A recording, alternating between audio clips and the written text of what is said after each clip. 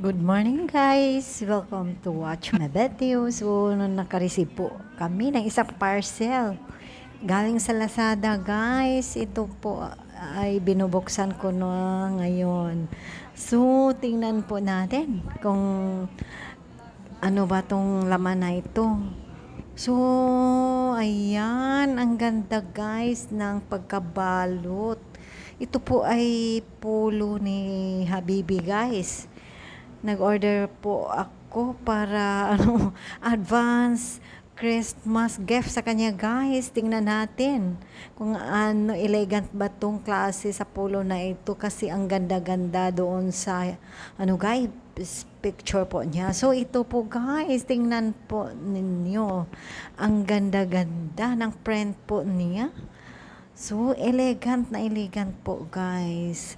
Ito ang color white niya at ito ang isa guys kasi dalawa po itong polo ang ino-order na amin para hindi sayang ang ano po niya guys, ang delivery cost. So ito po ang black. Ayun, ang ganda din ng print niya guys. So tamang-tama guys. Ang kasya ni Habibi ito guys. So ipapit ko sa kanya ngayon guys kung tamang-tama ba sa kanya ito. So tingnan po natin guys ang polo na ito. So ipapit na po ni Habibi guys itong kulay black. So tingnan po nyo guys kung kasya ba niya. So ang ganda ng cloth niya guys. Okay, kasyang kasya po ni Habibi guys. So, ang ganda ng pagkabalot ni Lazada guys.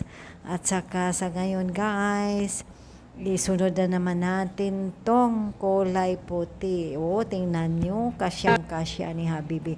So, ang puti na naman guys, ipasukat ko sa kanya.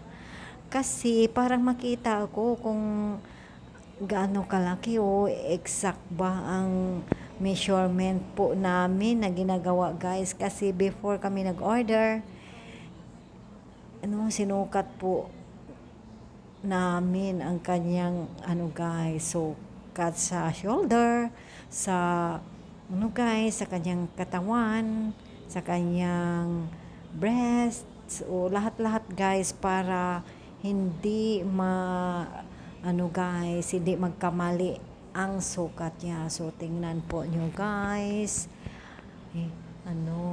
Inifit na po ni Habibi ang color white na pulo. So, ang kasya-kasya po niya guys.